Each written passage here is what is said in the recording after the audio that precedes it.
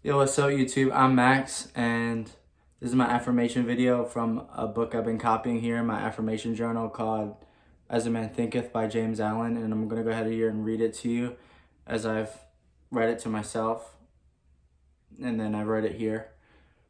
And like I said, this is just my affirmation video, so if I repeat anything to my head, and then that just means I repeated it to my head, and I'm just going to sit here and read this.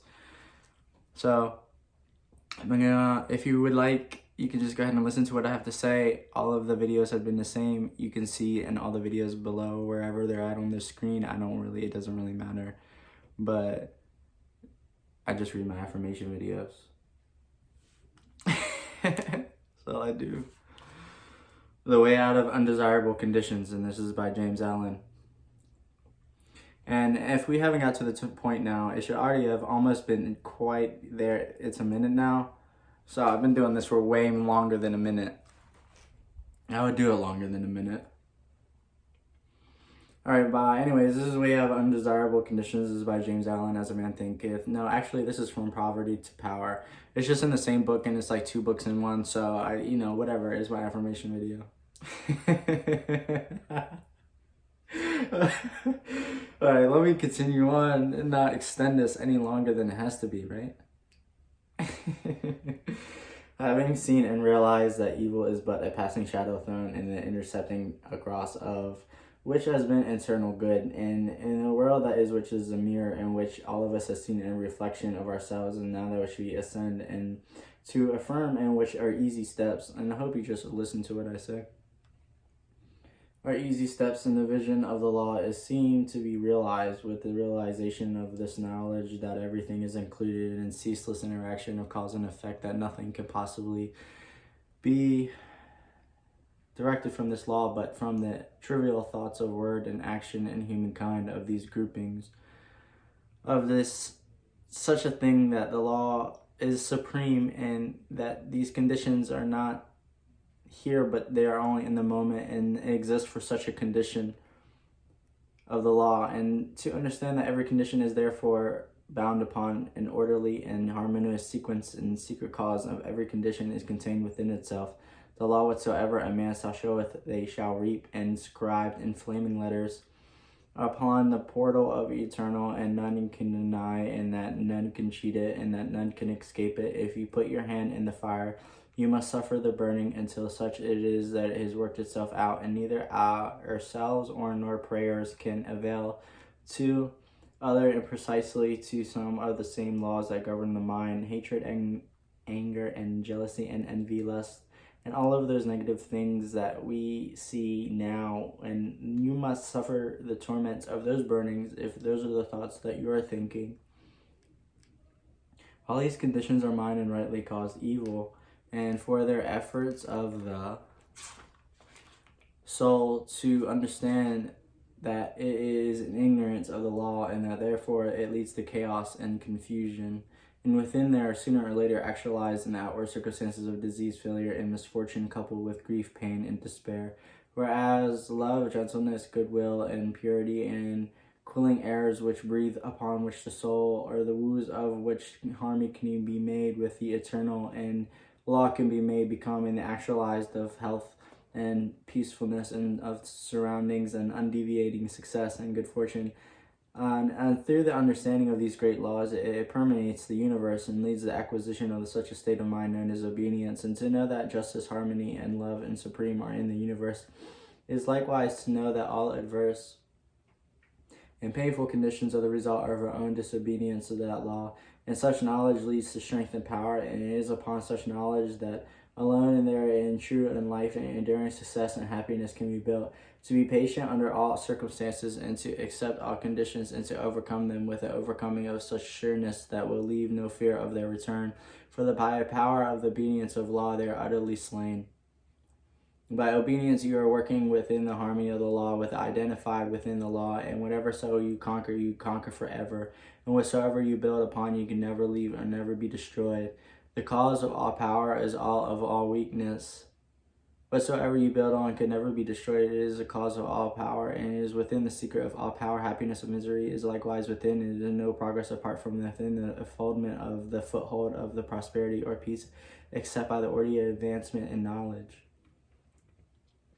You say that you're changed by circumstances, and you cry out for better circumstances, for a wider scope, or improved physical circumstances, and perhaps you're inwardly cursed by that fate that binds your hand and foot. It is that your own right that you should have, and you are able to speak and listen to my words here that burn yourself into the heart and soul, which is you, and this is the truth. And you may bring upon the improved condition in your outward life in which you desire, if you will.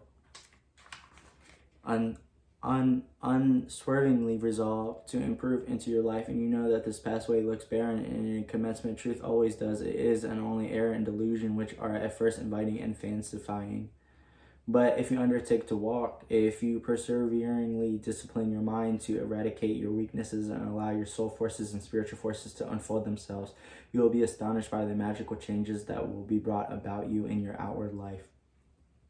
As you proceed, golden opportunities will be shown across your path, and the power of judgment and properly utilize them will spring upon within you, and friends will come up uninviting you.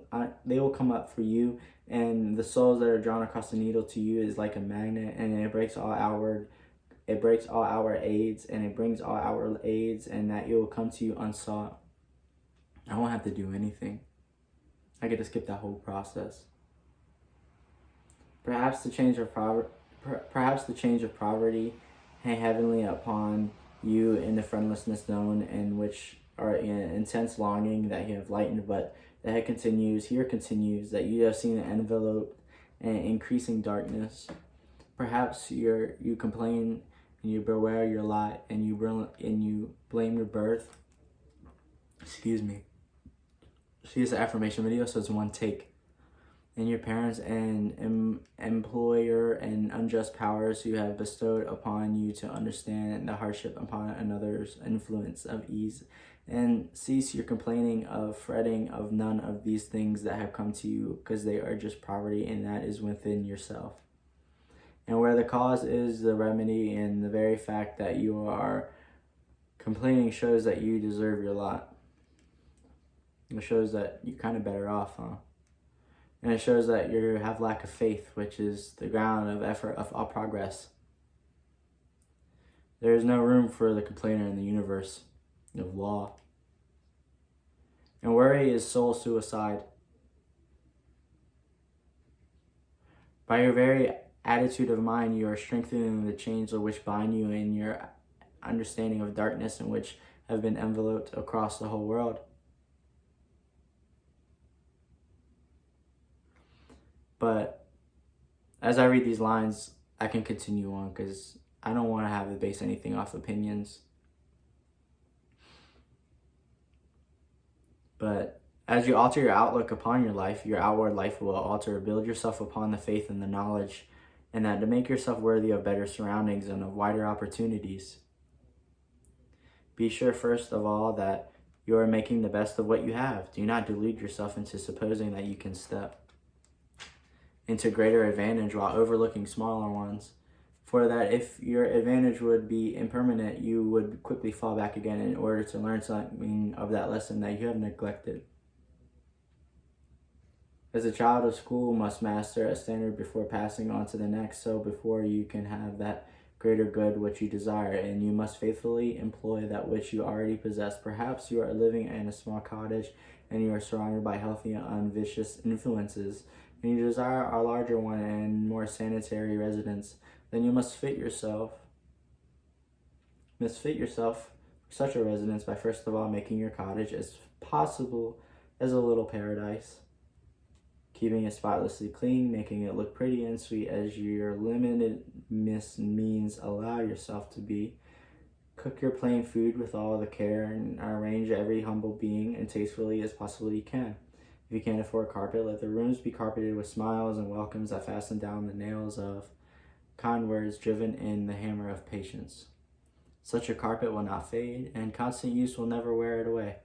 By some of your presence and some of your present around surroundings, you will rise above them, and you will rise above them through your thoughts. You will rise above them, and you won't need them. And as you rise, in the right time will pass into better house and surroundings, which will be along all world waiting while you have been fitted yourself to occupy. Perhaps you desire more time for thought and effort and feel that your hours of labor are too hard and long. Then see to it that you utilize the fullest possibility extent of what you have time to have. It is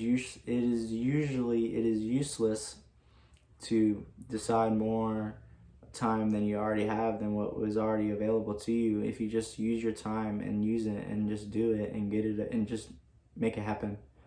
Even poverty and lack of time, leisure are just evils that imagine they are, and as you hinder in your progress, it is because you have clothed them in your own weaknesses, and the evil you see them as is really just the evil in yourself. Endeavor to fully and completely realize that insofar you shape or mold your mind, you are the master of your destiny, as you are by transmuting the power of self-discipline. You realize this more and more, and you will come to see that this so-called evil may be converted into blessings. You will utilize your poverty in the cultivation of patience. That's called a blooper, because I make movies. Tell me about a minute. In the cultivation of patience and courage, in the lack of time, in the promptness of action and decision of my mind, by seizing all of these opportunities in such precious moments as they present themselves for my acceptance. As in the ranks of the soil and beautiful flowers are grown, so in the dark soil of poverty and the choicest of flowers of humanity are developed and bloomed. Where there are difficulties to cope with, unsatisfactory conditions to overcome, their virtue must be flourishes and manifested in its glory. And may that you are in the employ these governors, master, you feel that you are harshly treated. Look upon this as unnecessary to your training. Return to your employer's unkindness with gentleness and forgiveness, patience and practice, and unceasing patience and self-control. Turn your disadvantage into the account by utilizing it for the gaining of mental and spiritual strength, and by your smile, by your silence and example and influence, you will thus be teaching your employer. You will be helping the person to grow in such conduct that will put some time into lifting yourself up to the thoughts of spiritual attainment, by which will enable you to see into new worlds and surroundings of the time that will be presented to you. Do not complain that you are a slave, but lift yourself up. By noble conduct above the plane of slavery, before the complaining that a slave is another, be sure that you are not a slave to yourself. Look within, look searchingly, and have no mercy upon yourself. You will find that the patients here, that I have a long track record, but I am no slave, and I am no slave of conduct, and I have no slavish habits, but as I conquered all of these, I ceased to be a slave to self. And no one will have the power to enslave you. As you overcome self, you will overcome all adverse conditions, every difficulty will fall before. Do not complain that the rich oppress you, as you are sure that you have gained riches, you would not be the oppressor yourself.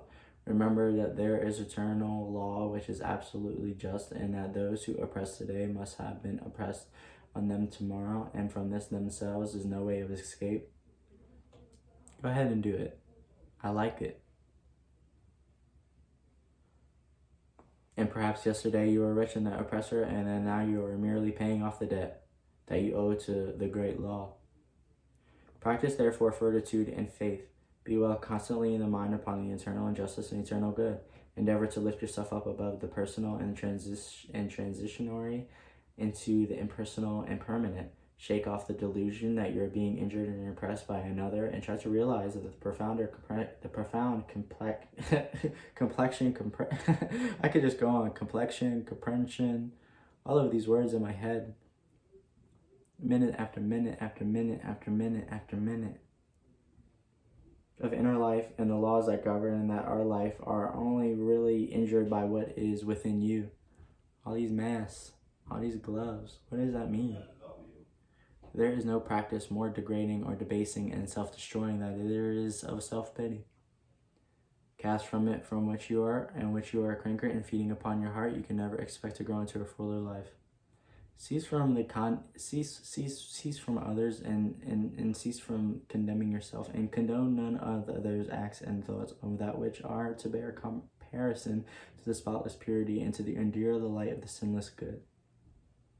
By so doing, you will be building your house upon the rock of the eternal and all that is required for your happiness and well-being while you come into your own time. Rick and Morty. There is positively no permanently way of rising to poverty and undesirable conditions except by eradicating those selfish and negative conditions within you which are of these reflections in the virtue which are to continue. The way to true riches is to enrich your soul by the acquisition of a virtue. Outside the real heart virtue there is neither prosperity nor power, but only the appearances of these. I am aware of my time. I am aware of that. People make money and have acquired no means of virtue and have little desire to do so. But such money does not constitute for true riches, and the possession of these are feverish. Here is King David's testimony. For I was envious of the foolish when I saw the prosperity of the wicked.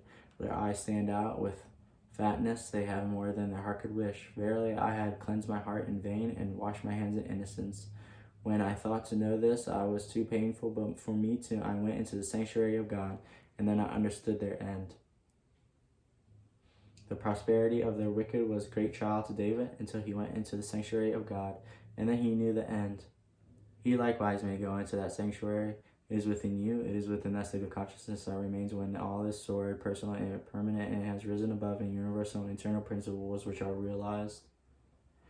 That is the God state of consciousness, and it is the sanctuary of the Most High and the most strife in which self-discipline, and you have succeeded in entering into the door of that holy temple. You will persevere in an unobstructed vision at the end of the fruit of all human thought and endeavor, and whether it's good and it's only good for us, but both good and evil, and you will no longer relax your faith when you see immoral people accumulating outward riches. For you will know that they must come again to poverty and degradation. Rich people who are barren of virtue are really in reality poor. And as surely as the waters of the river of the ocean, so surely is the midst of all the riches drifting towards poverty and misfortune. And though they die rich, yet must they return to reap the bitter fruit of all of their immortality. And though they become rich many times, yet many as it may seem, it will be thrown back into poverty into a long experience of suffering until they conquer poverty within. But those who are outwardly poor yet rich in virtue are truly rich. They are truly traveling towards prosperity and abounding joy and bliss await their coming. If you would become truly and permanent prosperous, you must first become virtuous.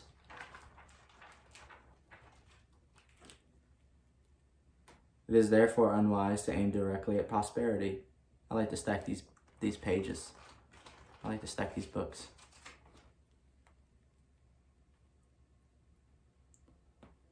It is therefore unwise to aim directly at prosperity, to make it your one object of life, to reach greedily for it. To do these things is to ultimately defeat yourself, but rather to aim at self-perfection and make useful and unselfish services to the object of your life, and ever reach out the hands of faith towards the supreme and unalterable good. You say you desire wealth not for your own sake, but in order to do good with it and to bless others. If this is your real motive in desiring wealth, then wealth will come to you, for you are strong and unselfish indeed. In that midst of riches, you are willing to look upon yourself as a steward and not an owner. But examine well your motive, for in the majority of instances where money is desired for the admitted object of blessing others, the real underlying motive is of love and popularity. Is a love of popularity. This is love. Gosh, do I have to keep going? I do.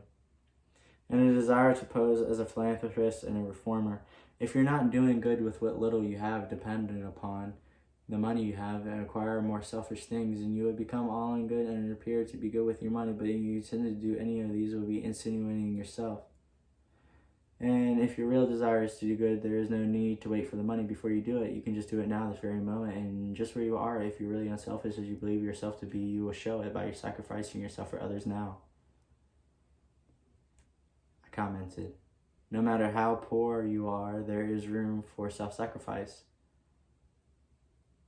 The heart that truly desires to do good does not wait for money before doing it. It comes to the altar of sacrifice and leaving there unworthy elements of self, and it goes and breathes upon the neighbor and strange friend and enemy alike, and breath of blessedness as a true effect, as a true boom, as a true break.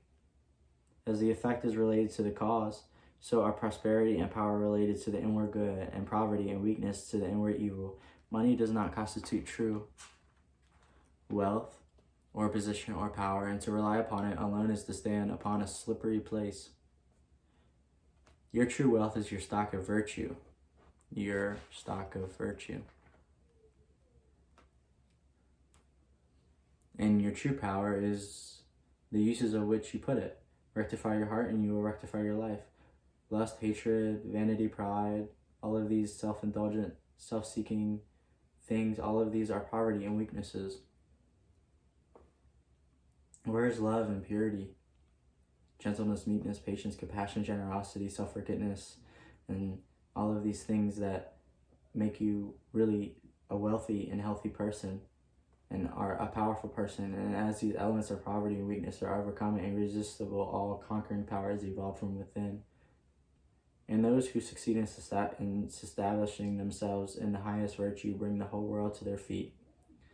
But the rich as well as the poor have their undesirable conditions and are frequently removed from happiness than the poor. And here we see how happiness depends not on outward aids and possessions, but upon the inward life. Perhaps you are an employer and you have endless trouble with those who have employed you, and then you do not get the food, get the good and the faithful of the employees. They quickly leave you. As a result, you are beginning to lose or what you completely have your faith in human nature. You try to remedy these matters by giving your wages and by allowing certain liberties, yet matters remain unaltered. Let me advise you. Let me advise you. The secret of all your trouble is not in your sermons, it is in yourself.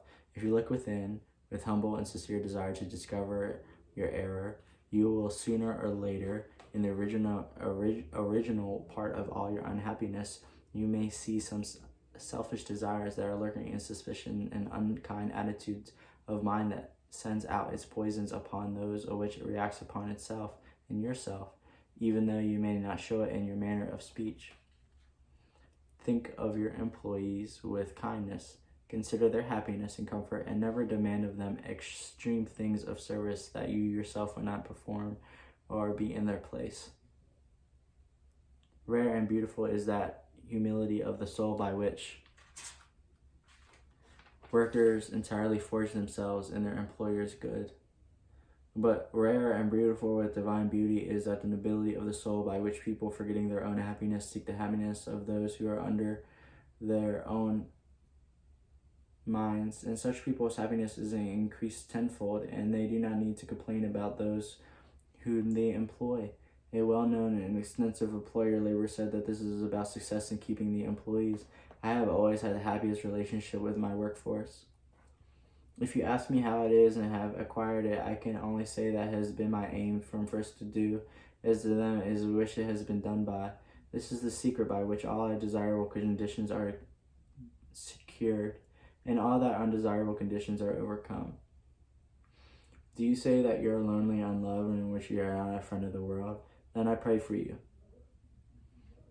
I pray for you for the sake of your own happiness.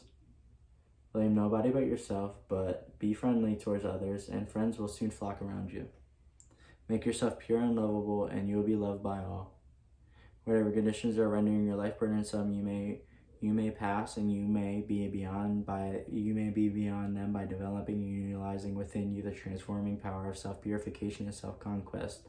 Whether it is the poverty which calls for the riches which is burden, or you may have misfortunes, griefs, and annoyances which lurk from the dark background in the web of life, you may overcome them by overcoming the selfish elements which gave them life.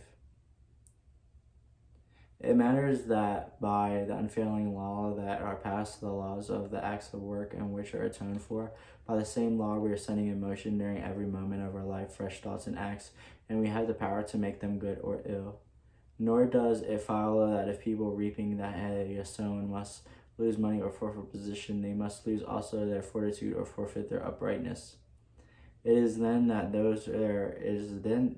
that there are wealth, and that the power and happiness is to be found.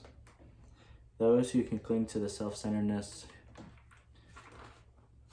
are their own enemy, and they are surrounded by enemies. Those who relinquish self-centeredness are their own saviors and are surrounded by friends like protecting belt. Before the divine radiance of pure heart, all darkness vanishes and all clouds melt away, and those who have conquered their self-centeredness have conquered the universe. Come then out of it, of your poverty, come then out of your pain, come then out of your troubles and sighs and complaints and the heartaches and all of those things that just you need to end. And let all tattered garments of your own petty self-centeredness fall from you and put on a new garment of universal love. You will then realize the inward heaven, and it will be reflected upon in your outward life.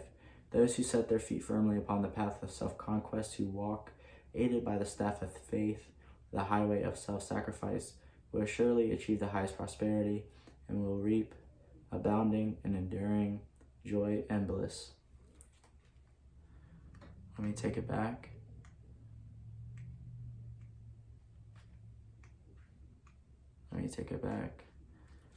That was From Poverty to Power by James Allen. That was the chapter or section, whatever you want to call it, The Way Out of Undesirable Conditions by James Allen. From Poverty to Power, or in the two book combined, As a Man Thinketh. I've already here's my affirmation video, and this is my affirmation journal. And I hope you're listening. I'm Max, and I'm out.